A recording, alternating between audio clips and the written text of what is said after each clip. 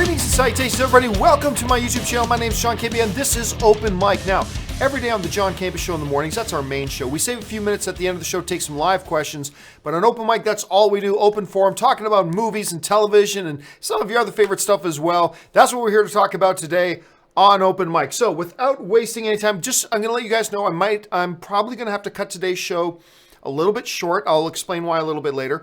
But for now, let's just dive into it. And here we go. First off, comes to us from Shane Hill.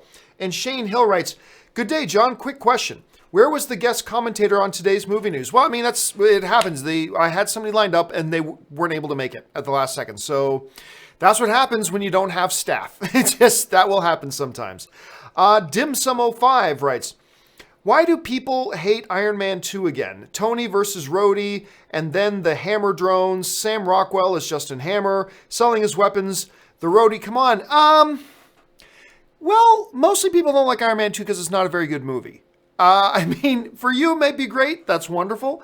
For a lot of other people like myself, it's not all that great. I mean, I don't think Iron Man 2 is like a steaming pile of garbage or anything like that. Not at all. There's some redeeming qualities about it. What's his name? Why am I forgetting the name of the guy? Mickey Rourke was awful in that movie. Just awful. And the character was awful. And the whole, I'm drunk Tony Stark. I mean, I love the idea of them exploring Tony Stark's alcoholism, but that was just ridiculous and foolish and dumb. I didn't like the Rhodey v. Tony stuff. Yeah, there was just a lot about it. And it felt very slapped together. I'll be honest with you. That movie felt very slapped together for me. Despite the fact that it's directed by Jon Favreau, who did such a great job on the first one. But yeah, it never really clicked. Again, I don't think it's a huge steaming pile of manure or anything like that. I just, not a very good, not a very compelling movie to me. So probably one of the weaker, if not the weakest of the MCU movies to me. Just my thought. All right. Dim Sum. Where'd he go? There he is. Dim Sum writes, the AMC Prime promos they have, let me try that again. The AMC Prime promos they show before a movie starts are a little excessive to be, in my opinion. Oh no, they are. See, I love the AMC Prime. Love the AMC Prime, the Dolby Cinema at AMC Prime, all that kind of stuff. But you know how some theaters, like, they'll roll a little promo, like a 10-second promo. You are in, Boise, Idaho cinema, a little like that. The Dolby Theater at AMC Prime has like 4 or 5 of those little spots. Unbelievable Dolby Vision. Then that ends. Then AMC, welcome here. And then you are in an AMC Prime. I mean, they really do far overdo it with their little promos.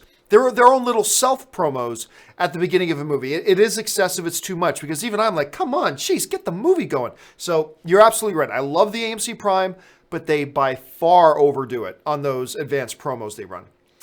Josh Crichton writes, this is going to blow your mind away. Last night I watched Phantom of the Opera, great show, and it was grand. I could help but think about Beauty and the Beast while I was watching. Well, there are similarities.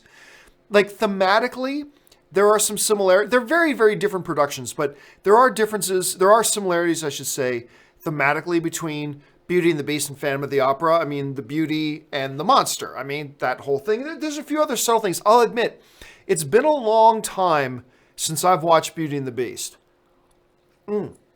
Since I've watched Phantom of the Opera. I actually think the last time I watched Phantom of the Opera was in high school.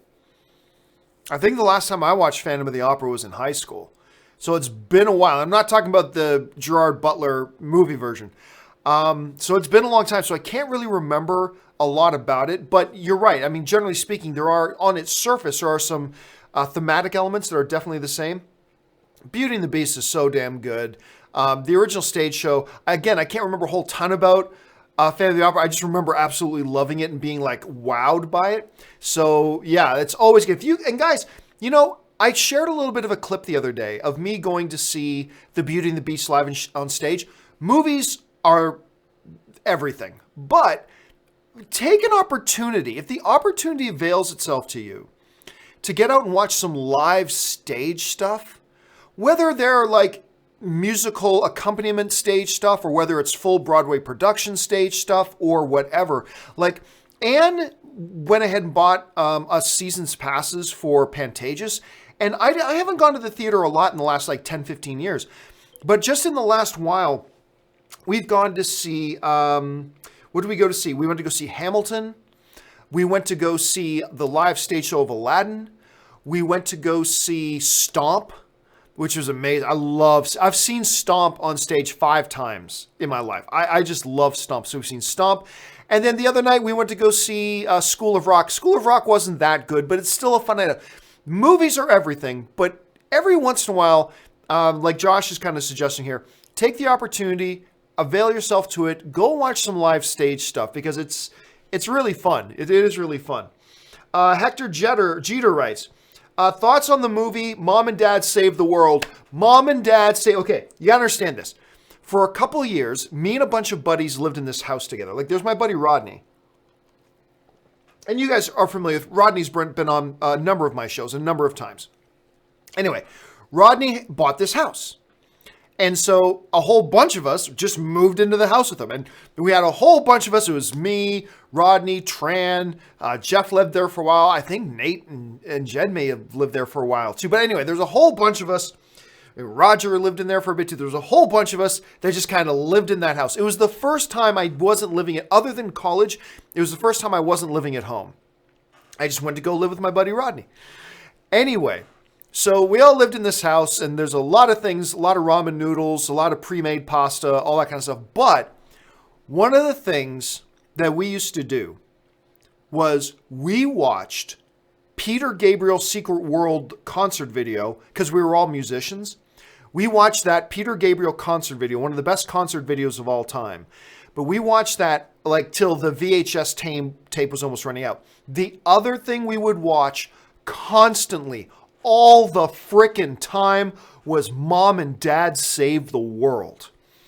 With John Lovitz. You're welcome. Shoot yourself in the head.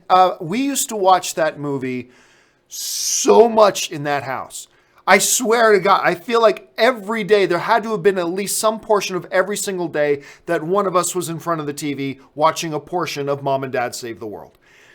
It is so ridiculous and so unbelievably funny, but totally, like, I say that, but it's so preposterous that you may watch it and think it's the stupidest thing you've ever seen. All I know is that me and my buddies, we would watch Mom and Dad Save the World incessantly and thought it was absolutely one of the funniest things we've ever seen. It's totally preposterous. It's totally silly. It's totally ridiculous. But yeah, man, we used to watch Mom and Dad Save the World all the freaking time. I love that movie. Okay.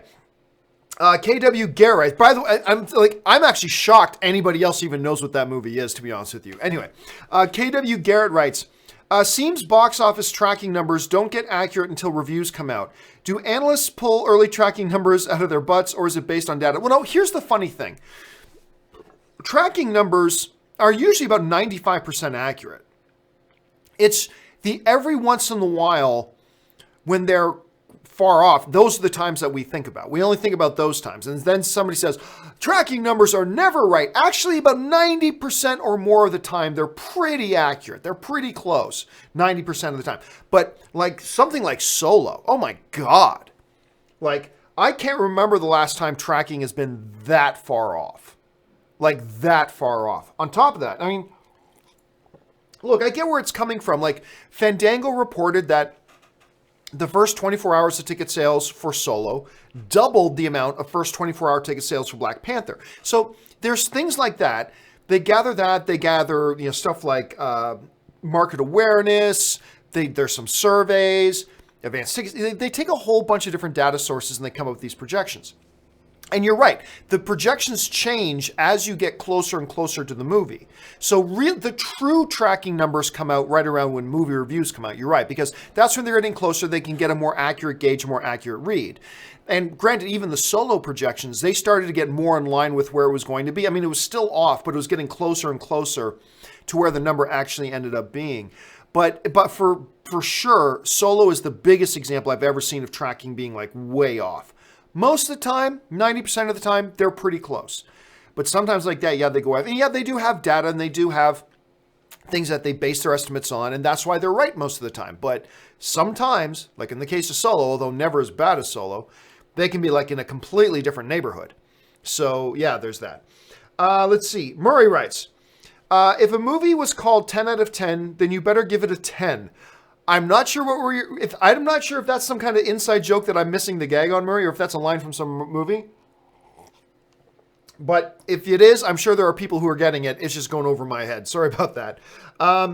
Call Me Juge writes, what do you think of Lando film with Han cameo? Look, if they do it, fine. But again, I'm not getting excited about anything that's more backwards movies. Going backwards in time. I'm not interested in them. I mean, fine. Look, they did Solo. Great. And it was a good movie. Wonderful.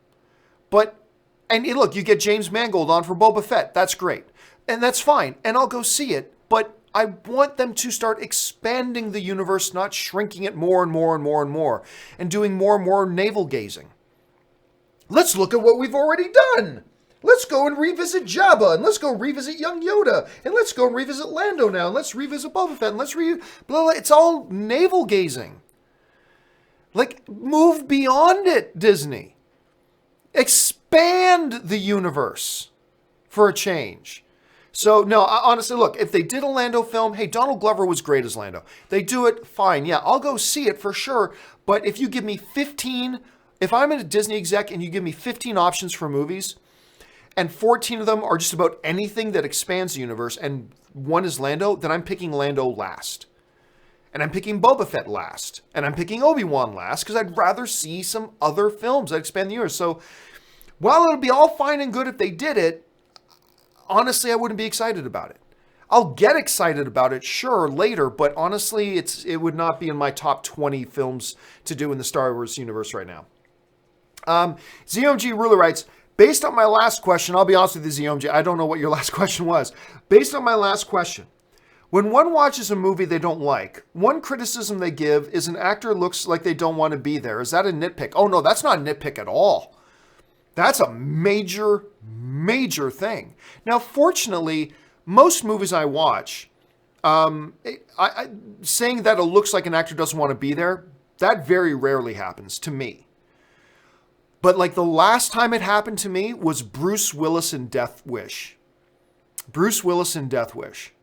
That the whole time, because an actor is supposed to draw you into the film, to make you feel like you're watching a story, not watching a movie. You know what I mean by the difference? An actor's job is to make you feel like you're immersed in a story, not watching a movie. And when an actor is so mentally removed from even being there, that pulls you out of the movie. And like watching Bruce Willis, who when he wants to be, he's a great actor. But when I'm watching Bruce Willis on screen in a movie, and all I can see is some dude who just doesn't give a shit that he's there. And all I can see is some dude who clearly is not interested in being in this movie and is just trying to get through his lines so he can get to lunch. Then that pulls you completely out of the movie. Again, I'm very fortunate as a viewer that I don't find that happens all that often. It's actually for me at any rate, it's quite rare. But when it does happen, like Bruce Willis in Death Wish, it completely stops you from ever getting immersed into the movie.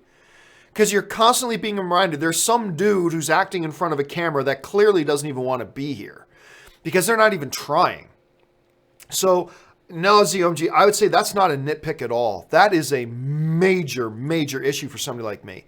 Because no matter how good anything else in that Death Wish movie might have been, I never would have been able to enjoy it because you could never get past the fact that the lead actor of the movie is just preventing you from getting immersed in the film because you can just tell they don't care.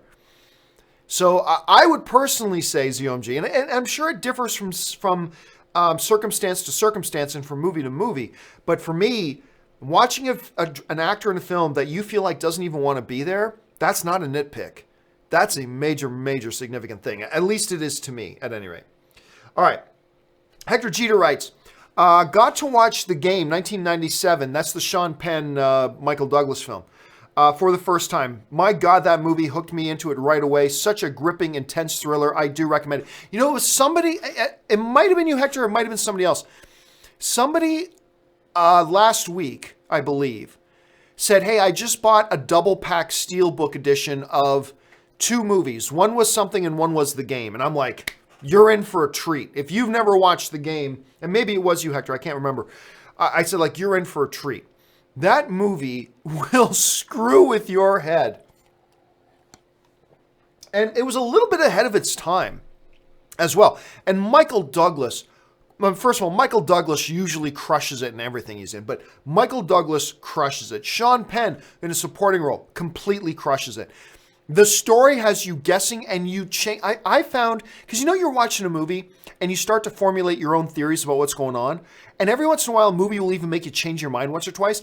I found my mind was being changed like 15 times. Like, at one moment I'm thinking, oh, I totally know what's going on. And then, oh, no, I was wrong. Now I know what's going on. Oh, wait, no, clearly I was wrong. Now I'm back to knowing what's... Like, I found that movie had me bouncing back and forth so many times.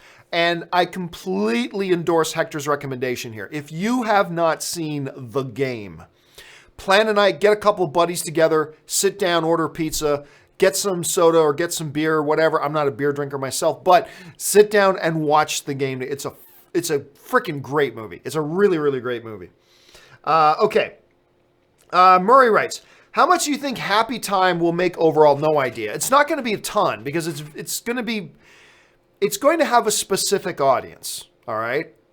Like the trailer, I believe Happy Time Murders is going to be one of these films that people will either love or they're going to hate. I don't think there's going to be a lot of middle ground here. People are actually either going to love this movie or they're going to hate it. Now, I haven't seen it myself, so I can't say that definitively. That's just my impression of it from watching the trailer. Because like everybody who watches that trailer, they either love it and think it's one of the funniest things they've seen this year, or they actually think it's the stupidest, dumbest thing they've seen all year, right? And I just got a feeling that's the way the movie's going to be. Not a lot of middle ground. It's going to be a very, very R-rated film, so that's going to limit its appeal as well. So I honestly, I need to get closer. Need to get closer to the release date. Need to see how people react to more trailers. But it's not going to be a huge amount of money. But then again, it doesn't look like it cost all that much money to make this movie either. So yeah, I can't even venture a guess yet. Let's wait a little bit, and we'll venture a guess like when we get about a week out from its release.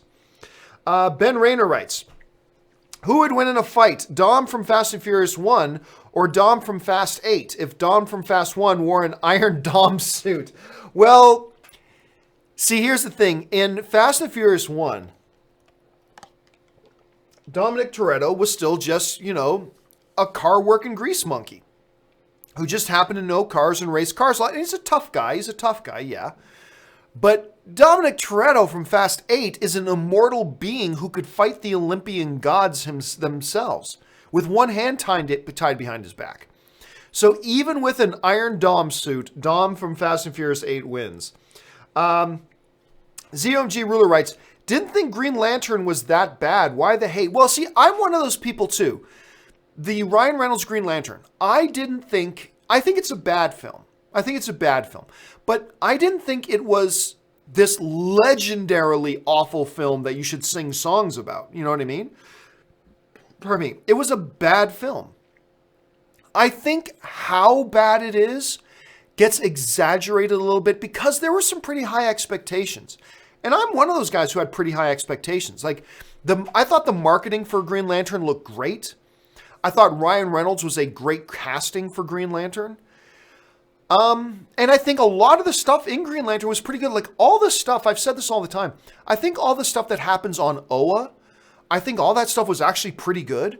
You had the late, great Michael Clark Duncan doing the voice of Kilowog. You had Jeffrey Rush doing one of the voices. You had the great Mark Strong in there as Sinestro. You had some really good stuff in there. Unfortunately, the poo cloud, almost the entire third act, the way they misused their secondary villain as well, it just all fell apart. and one of the, if not the worst post-credit scene ever, with Sinestro taking the yellow ring. That was the dumbest, out of left field, made no sense whatsoever transition post-credit scene ever. Because in the entire movie, Mark Strong Sinestro is a noble good guy. He's a hero. He's a noble, valiant, heroic good guy. And then just out of nowhere in the post-credit scene, wait, I want to be evil. Yeah. Like, it was just like so jarring and so ridiculous. So yeah, I'm sort of with you, ZMG. I think it's a bad movie. Like, in the world of whether it's a good movie or a bad movie, I think Green Lantern's a bad movie. But I don't think it's like I said, an epically horrible movie. Because I think it has some redeeming qualities. Kevin Brown writes, me and a friend were debating if Solo would have done better if it came out immediately after The Force Awakens instead of Rogue One. See, there's an argument to be made for that. There is. I think one of the significant arguments against that, though, is one of the biggest hurdles. There are several big hurdles, but I think one of the biggest hurdles that Solo had to face, and I've said this from the beginning, was nobody wanted a Han Solo movie without Harrison Ford. Even people who were open to the idea, like me, were still like, really? A Han Solo movie without Harrison Ford? I mean, come on. Like, and what I think may have happened, if you release this movie after The Force Awakens, I think that sentiment would have been even stronger at that time. I think there are a number of people who didn't like the way Han went out. And then we just had Harrison Ford as Han, and now you're trying to push on us a Han without Harrison Ford right away. Like, at least releasing it when they did, at least it gave it a little bit of time for people to get on board with the idea, and gave people a little bit of time to get over the idea of Harrison Ford as Solo. I mean, not completely effectively, obviously, but it at least gave people a little bit of a time to get on board and get used to the idea of somebody other than Harrison Ford playing Han Solo. I think if they had released this like right after The Force Awakens, I think it may have been a little bit more damaging. I mean, it was damaging anyway, but I think giving it a period of time for people to get adjusted to the idea of a new Han Solo, I think it might have actually lessened the amount of damage a little bit. It was still quite damaging, but then it would have been if you did it right after The Force Awakens. So I can see there being arguments on both sides. I can see why you and your buddies would argue over that, because I think there are some valid arguments to be made on both sides. Jay Bling writes, if I were in charge of Star Wars, that's never a good statement to start with, but if I were in charge of Star Wars, I'd focus more on episodics and less on nostalgic spin-offs. It's the nature of Star Wars for me. Rogue One was the exception in my opinion. Well, there's only been two. There's been Solo and there's been Rogue One. So there's only been two. Well, I mean, I think they clearly are putting most of their energy and effort and attention into the episodic films.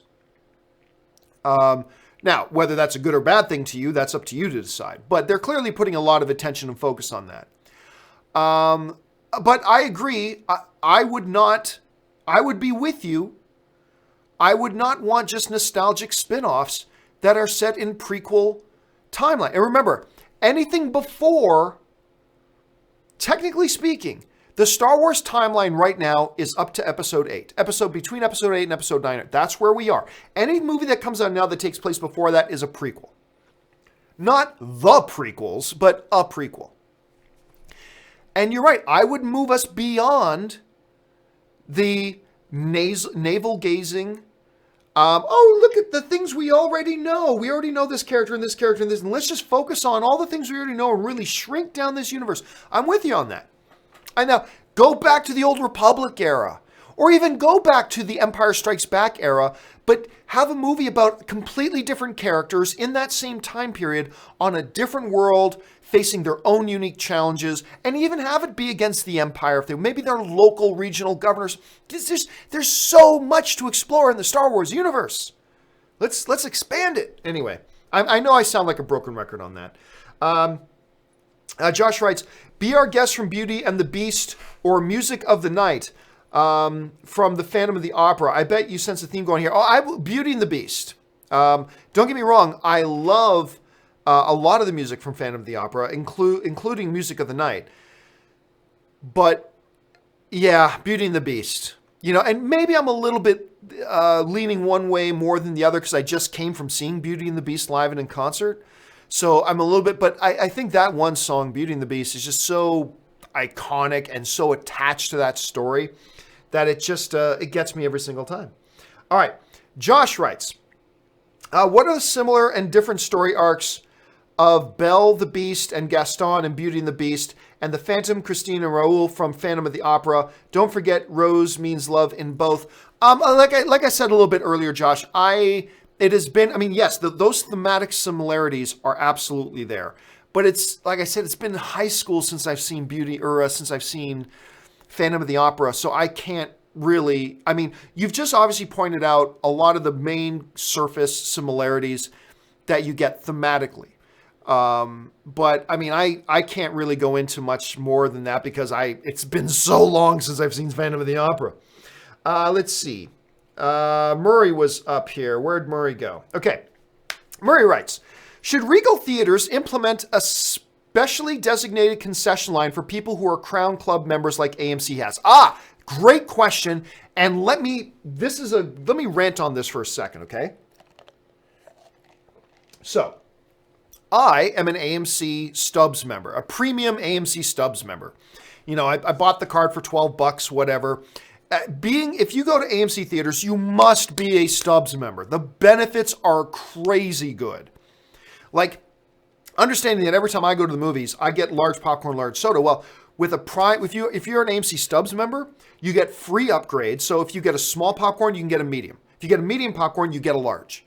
If you get a medium soft drink, you get a large. That's $2 in savings right there, plus no online processing fees, plus you accumulate the points. I've gotten like hundreds and hundreds and hundreds of dollars in points. It's just something you should have. Now, anyway, one of the advantages of being an AMC Stubs member, or if they're calling it a Premier member now, whatever, is that at the concession stands, there's a special line just for you if you're an AMC Stubs member.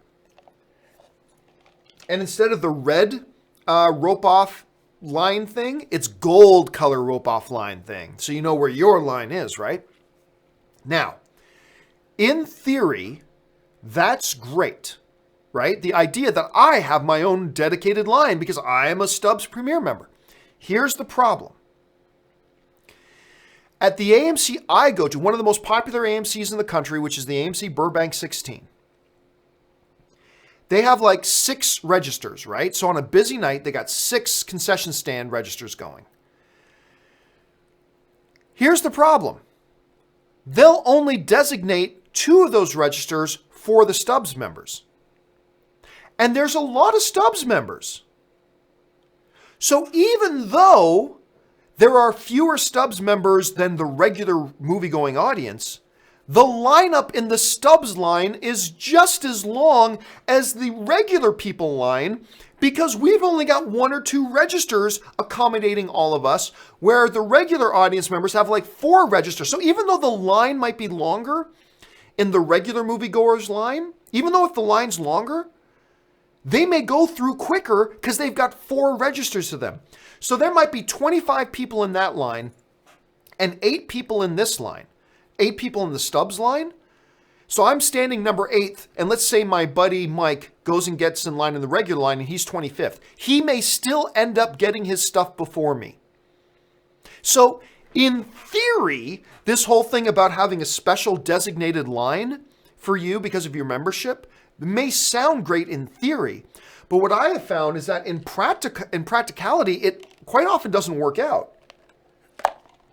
Now, I'll tell you one thing, though, that AMC has started. I'm actually really excited about this. So I'm going to see if I can find it. I'm not going to bother. Maybe I should try to find it here. Let me see if I can find this thing because it's so damn cool. Let me see if I can find my AMC app. Here it is. So one of the things that AMC has started doing, and I know some like Atom Tickets and Fandango are both going to be trying to do this as well, is that down here in the bottom here, you got food and drinks, right? There's a little option. So you got see a movie, our theaters, food and drinks. What I can do is tap on food and drinks, right? And now it says pick a participating theater. There are only 4 AMC theaters that are doing this right now. But one of the 4 AMC theaters is the AMC Burbank 16, right? The AMC, that's down here. AMC Burbank 16. Here's the amazing thing about this, okay? I love this. So what I can do is, let's say it's an hour before my movie. I can get on my AMC app, and I can go to order food and drinks, and I can order, let's say I'm just going to get a hot dog, a large popcorn, and a large soda, all right?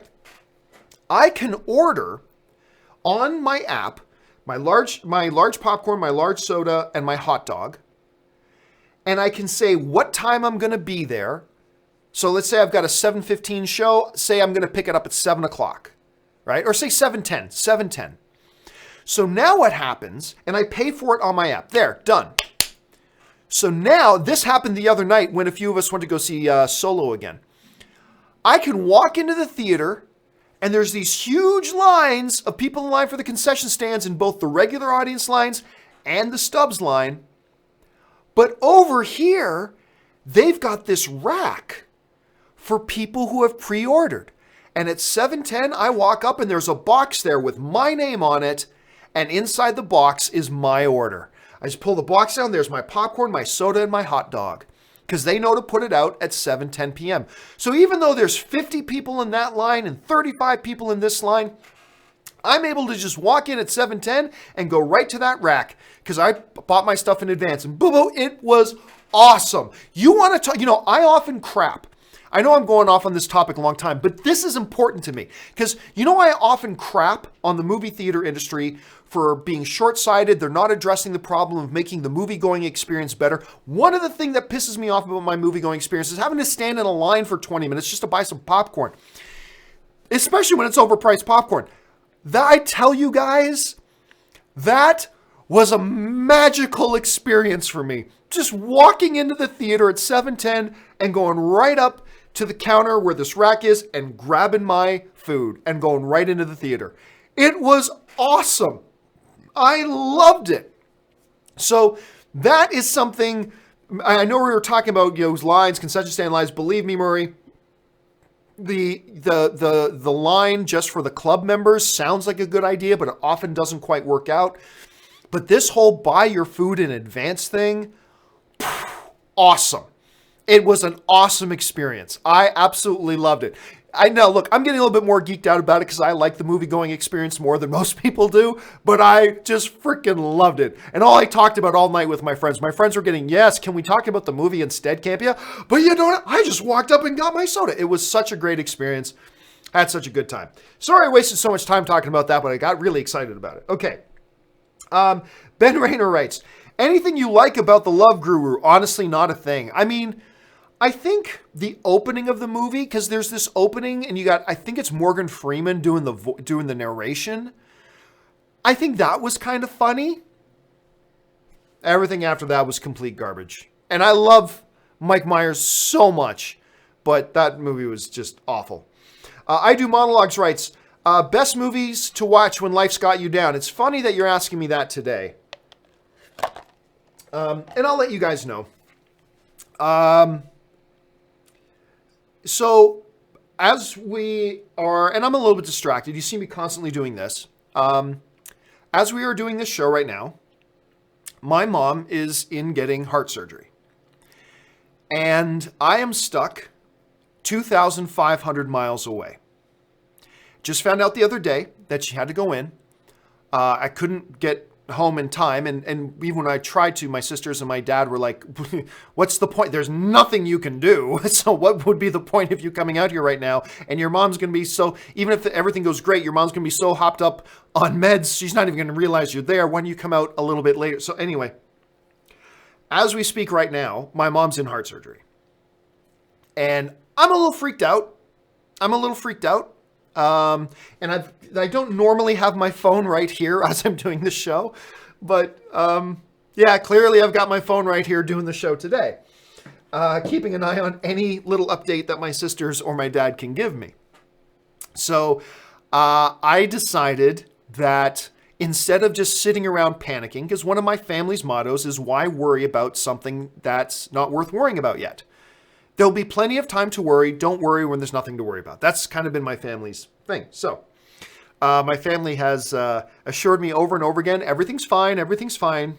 That's great. And I'm sitting here 2,500 miles away, feeling completely useless and powerless. It is a horrible feeling, especially when you're a fanatical control freak like me. Feeling completely helpless and powerless is not a cool thing. So that's why today's show is probably going to be cut a little bit short, just letting you know. But I thought, you know what, get together with the online movie community, talk about movies, keep myself distracted, talk about things I love talking about, and that's why I'm here today. So actually doing the show today is a little bit cathartic, to be honest with you. So anyway, so thank you for being here, guys, and helping be a great distraction for me. So what best movies to watch when life's got you down? There's a couple that are go-tos for me when life's a little bit heavy and when life gets you a little bit down. And one is Mystery Men. Mystery Men is one I can pop in anytime, make me laugh. The original Zoolander, not the sequel, but the original Zoolander always makes me laugh. Where was I going with that? The other one, 40-Year-Old Virgin, greatest comedy of all time. It's heartfelt and it's hilarious all at the same time. That one's always good for me. So those are some ones I really like. If you want to watch one that just makes you feel good, like if you're ever feeling down because you just feel like humanity sucks, a really good one for me is Queen of Katwe with Lupita Nyong'o. It was put out a couple years ago. That one, just if you just want to feel good about humanity, you want to see a movie about good people doing good things, watch Queen of Katwe. It's amazing. So those are some of the ones that work for me.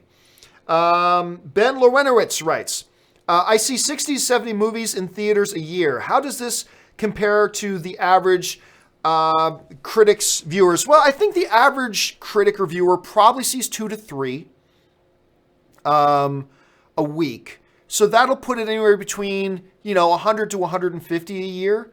And then some don't stay as busy. So 60 to 70 is probably right around with a good number of film critics. I think most film critics probably, like I said, 2 to 3 per week. So you're talking maybe 100 to 150 a year, 100 and 150 times they're in a theater. Me, I'm in a theater watching the movies, but then I'm an idiot and I go back and watch them multiple times. So I don't know, maybe 200 times a year, probably 3 to 4 times a week. I find myself in a movie theater. But I'm not the good measuring stick for that. It just means I'm not very good with my time nor my money. Let's see. Taki75 writes, last week, and by the way, Ben, if you're going to that many movies, please make sure. Now, okay, you're in Canada, so you'll probably go to a lot of what's the name of the Cineplex. You probably go to Cineplex. Make sure you are a member of their rewards program. Because if you're going to that many movies, man, you might as well reap the benefits of it. So make sure you're a member of the Cineplex plan. Taki75 writes, last week, Marcus and McFeely said in an interview, no spoilers, that after the events of Infinity War, Thanos has essentially lost use of his left arm. I wouldn't believe anything anybody says. Honestly, I wouldn't believe what anybody says about anything at this point.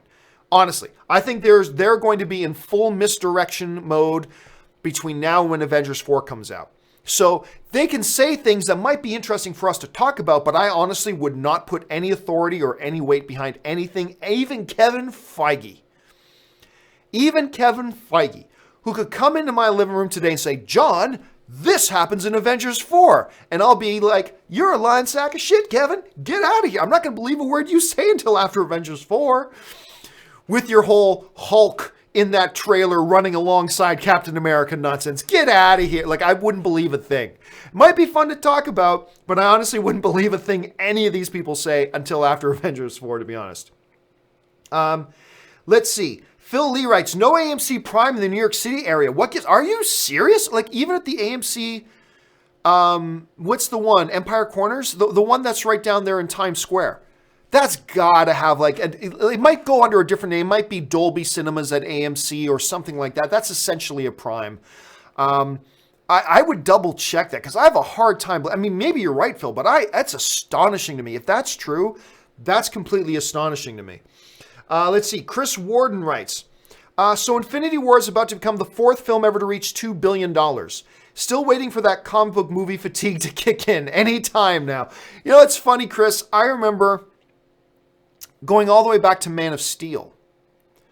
People talking about comic book movie fatigue, comic book movie fatigue. People are going to get tired of comic book movies. And every single year, the same thing happens. And the moment one movie makes like 600 million instead of 700 million, people all go, oh, there, see, comic book movie fatigue setting in now. Now it's happening. And then what do we got?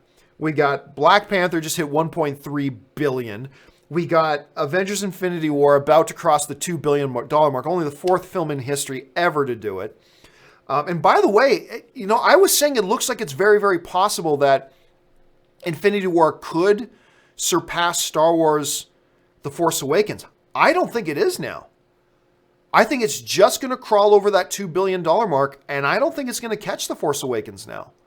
So it looks like it doesn't have enough steam to actually get that extra 66 million on top of crossing the $2 billion mark. So we'll have to wait and see. But you're right, man. I mean, it's just, all you can do is kind of giggle. Whenever I hear people now talk about comic book movie fatigue, it's like, oh, okay, let me know how that works out for you.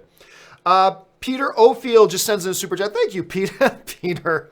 Peter.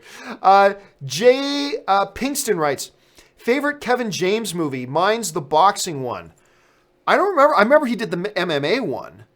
He did the one where he's the teacher and he does MMA to make money. That one, wow. I can't think of many Kevin James movies I like. Honestly, like Zookeeper was terrible. His Larry and Whatever Get Married movie was terrible. Yeah, I don't know if I can even think of one that I like, let alone name a favorite one. Paul Blart? I mean, the MMA one, and I'm forgetting the name of it off the top of my head, but the one where he gets into MMA, that was probably okay. That one was okay. So I might have to say that one. That might be my favorite of his. Star Wars Knights of the Old Republic movie saga writes, given Solo's end, could Kira be the mother of Rey? Oh, I don't think so. And no, actually, no. If anything, the end of the movie completely contradicts the remotest notion that she could be Rey's mother. So no, I don't think so at all.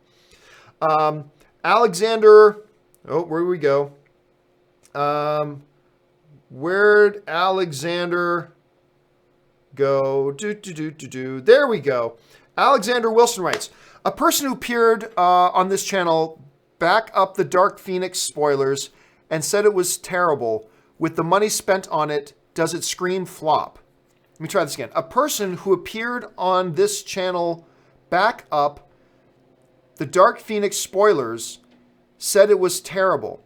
With the money spent on it, I wouldn't believe anybody. I wouldn't believe a single thing anybody says about that movie right now. Nobody's seen it. Nobody knows. So anybody who's saying they know is probably lying. I'm not calling anybody a liar. I'm just saying I choose not to give anybody the benefit of the doubt on that. Just too few people would actually even have the remotest access to it. So I wouldn't listen to that at all.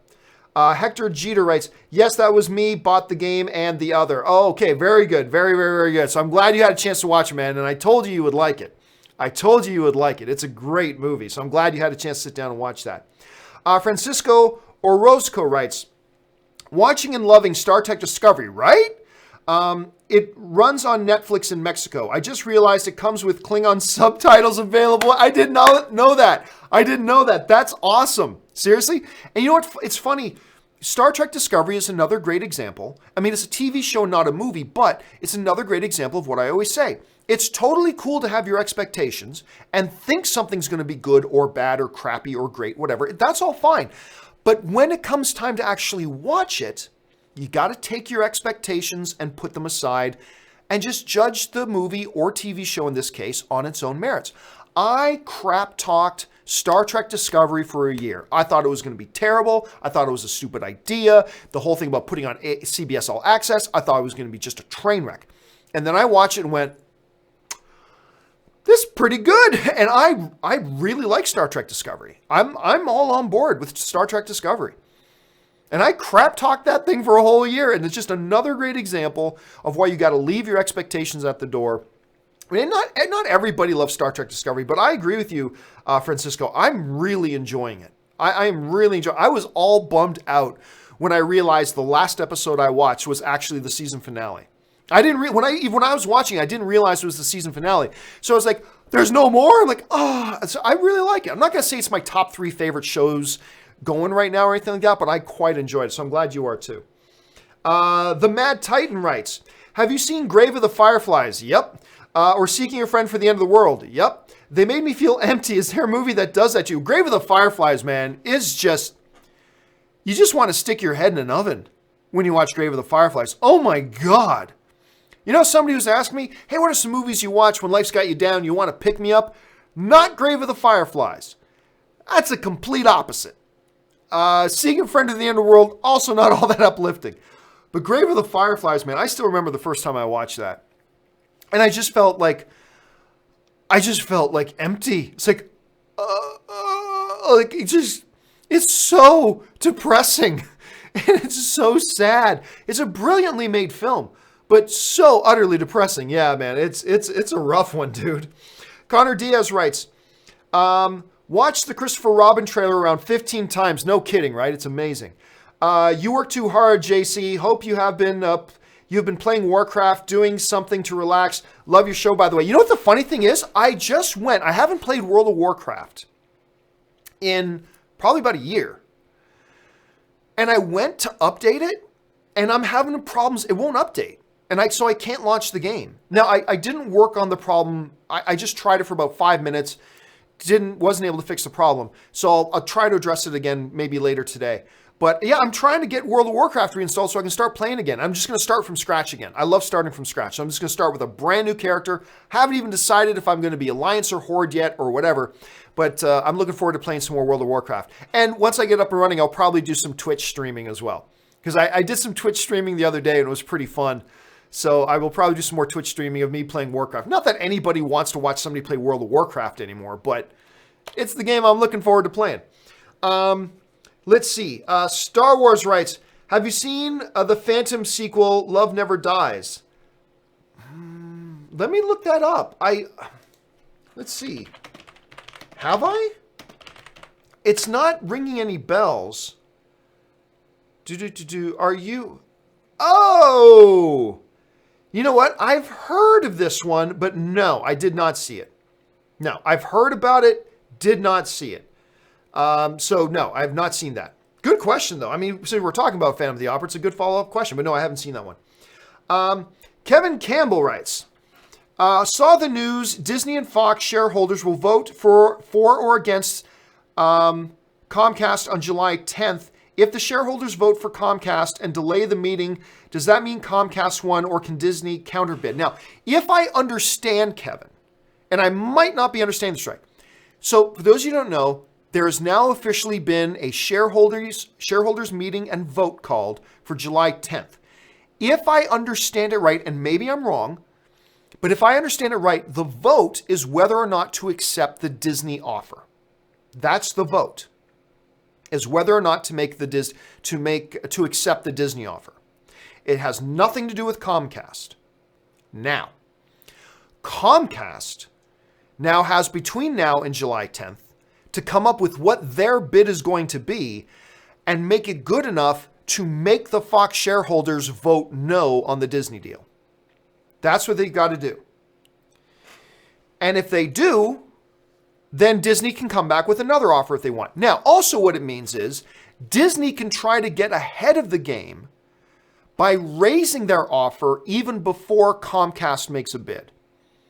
If they just want to keep Comcast out of it, what Disney could potentially do before July 10th is increase their offer to a point that they think Comcast won't even bother submitting a bid. What Disney runs the risk of doing, if Disney decides not to just preemptively put in a bigger offer, they run the risk of Comcast coming in with a significant offer, and now Disney's got to come in even higher on top of that. Whereas if they come in preemptively and just raise their bid by a bit, maybe that'll keep Comcast from submitting an offer. I mean, who knows? But yes, from what I understand, The Fox shareholder meeting on July 10th will be exclusively to vote on whether or not to accept the current Disney offer. And it's going to be up to Comcast now to try to convince those Fox shareholders to vote no. So we're going to have to see how this whole drama turns out. Nicholas Pereira writes, I'm not far from agreeing with you. MCU doesn't need X-Men. Some interactions would be very exciting, though, but the Fantastic Four feed the MCU. They need it to become popular again and to offer appealing stories. Nicholas continues, and let me pick up Nicholas. What can make Fantastic Four in the MCU is their story. It's a family of scientific explorers who got abilities during a unique expedition. They're not really superheroes. Many people don't get that. Fantastic Four facing doom for 2 hours is boring. I want Reed to try to move humanity forward, traveling in the Marvel multiverse, exploring terrestrial and sea depths to introduce Mole Man or Namor. See, and here's the thing. This is where, Nicholas, you and I both agree and disagree all at the same time. See, I think the best way for them to do this, because I love the picture you're painting. I really do. I love the picture you're painting. I feel like the best way to accomplish that, though, is to keep them out of the MCU. You see, when the Fantastic Four, which is the original superhero family, when the Fantastic Four came along, there wasn't a million other superheroes already. And they were unique amongst the world. One of the things that's unfortunate right now is that if you introduce the Fantastic Four in the MCU, there's nothing special about them. There's 50,000 other characters out here with superpowers and marvelous, strange abilities that no human has ever had before. There's absolutely nothing special about them. So, like, this picture you're painting with your words, Nicholas, I'm buying into it wholeheartedly. I just happen to think that the best way to accomplish this and to bring to life this picture you're painting is to make sure they're isolated out of the MCU. That's just kind of how I feel about it. Like, we both agree we want this great Fantastic Four family. We want a great Fantastic Four origins. We want these great Fantastic Four characters. I just happen to think that the best way to accomplish this vision you have is by keeping them out of the MCU. I believe having them in the MCU kind of undermines it. No pun intended on the underminer. Is to undermine. I think having in the MCU will undermine it. Now, I'm sure there's ways to work around it, and I completely trust Kevin Feige and all the guys at Marvel as well, that they could come up with some great things, absolutely. But just on its surface, I just have always believed, and I currently still believe, that the best way to see this incredible picture you're painting is to keep them out of the MCU. That's just how I feel about it. And maybe I'm right, maybe I'm wrong, but that's just how I feel about it right now. Great way of painting that picture. All right, and the final question today comes to us from Lincoln Johnson, who writes, thank you so much for doing the show today, even while having your mom on your mind. Best wishes to your mom, hoping for a speedy recovery. Thank you so much, Lincoln. I really appreciate that. And really, the honor is mine. Thank you guys for being here so I can do this, and it's keeping me happily distracted today. Star Wars just throws in positive vibes and prayers to you, your mom and family. Thank you so much, Star Wars. And he also follows up positive, again, positive vibes. So thank you guys very much. And thank you to all of you for being here today. And you know, not just today when I've got some terrible stuff going on with my family. Thank you for being here every day and for forming the basis of a truly wonderful, fun fan community that I get to be a part of. So thank you so much, guys. You have my gratitude very, very, very much. All right, guys, I'm going to go call my sister now. So thank you guys so much for being here today. Don't forget, tomorrow, the John Campea Show at 8:30 in the morning. Make sure you come on by. It is our main show, getting you caught up to date on everything going on in the world of movie news. That'll do it for me for right now, guys. Thanks so much for joining me. My name's John Campea, and until the next video, bye-bye.